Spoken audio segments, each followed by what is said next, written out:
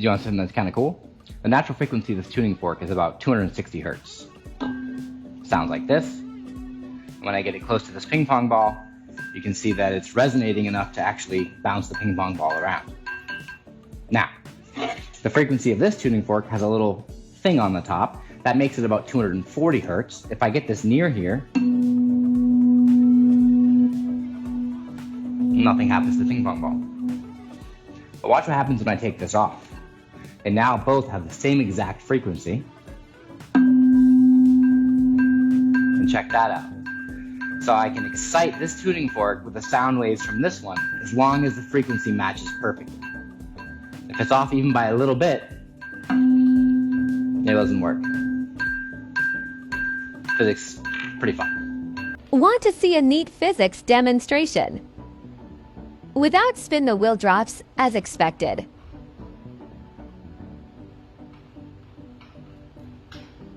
However, once it's spun up, this is due to the conservation of angular momentum. Watch what happens when I spin this water tank up.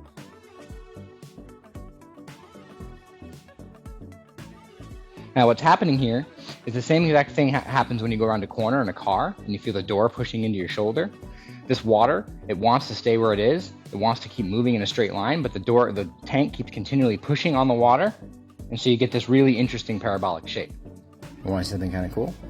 This magnet doesn't stick to copper, but it sticks to the seal. Quite hardly, actually. It doesn't stick to the copper, but watch what happens when I drop it through this tube.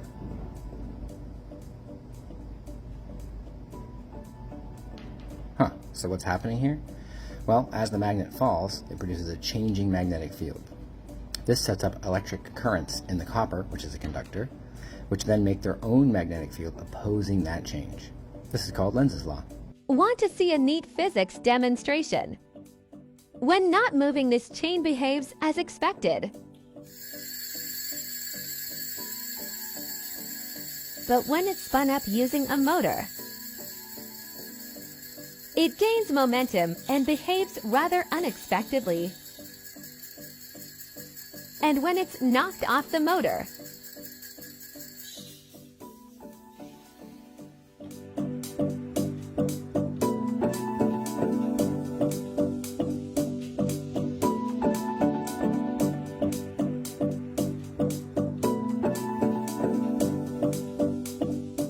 When an object is placed on this thin fabric, it simulates a gravity well.